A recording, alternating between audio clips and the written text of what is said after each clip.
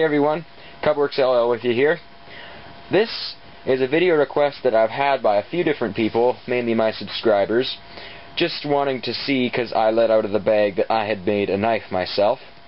And everybody was, or all that I talked to were pretty enthusiastic, so this is the knife here that I made.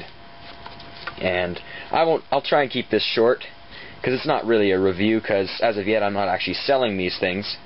But we'll just go in kind of, not really in depth, but just briefly, some various features of the knife here. Okay, so on to the knife.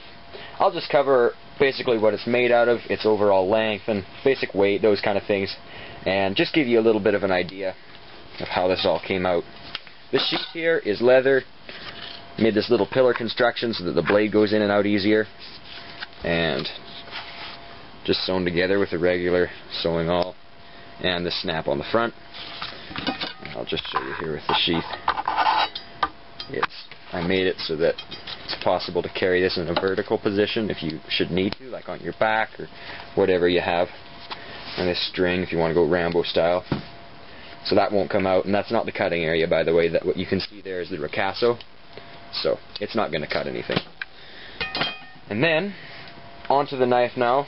This blade, I'll just give you the overall dimensions here. I believe this is 14 inches long overall, which it is, with a 9-inch blade, and I think that's, yeah, a 5-inch handle. This hilt here I made out of brass as well, and this is a Cocobolo handle.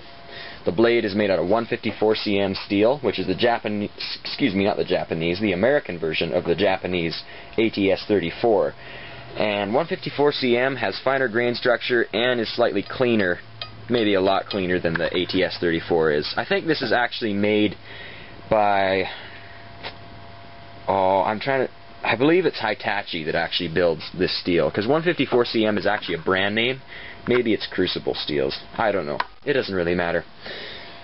So the knife here extends, or the tang, if you will, or I guess it's a standard name for it, just runs back right about to here in the handle, enough so that it's got lots of strength in it. It's glued with epoxy rated at 3,600 pounds per square inch, so it's not coming off of there.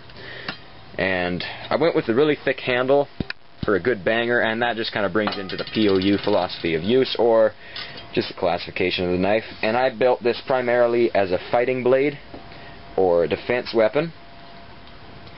So that's pretty obvious if you look at the slender profile of the blade here. Look at how small that terminates. Very, very small. Still has a nice flex though. That's what I love about this 154 cm. And razor sharp edge. This is currently the sharpest knife that I own.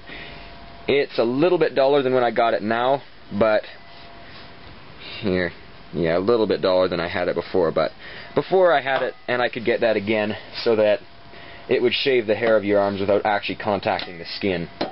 So as sharp as you ever going to need a knife, or sharper. And on the handle here, you got just maybe these little grooves here for your hand, help more ergonomic grip. And also, I didn't go with a whole bunch of hand slots so that you can also have a reverse grip here too, should you want it. And I know I'm jumping back and forth here, kind of random, but whatever. And on the blade, I also sharpened the clip up here. Comes down to a really, really sharp tip. Hope you're catching that ring there. That's because the blade's so thin. And satin finish on it as of now. I may put a mirror finish on in the future, but haven't done so as of yet. So, hope you all enjoyed this. Just let me know on a comment or even a message if you really liked seeing my stuff here, and I can post more videos in the future. Other than that, I likely won't, because unless I actually go into business, I'm not trying to really sell you on any of this stuff. So, thanks for watching. Cubworks LL with you here with my version of a custom knife.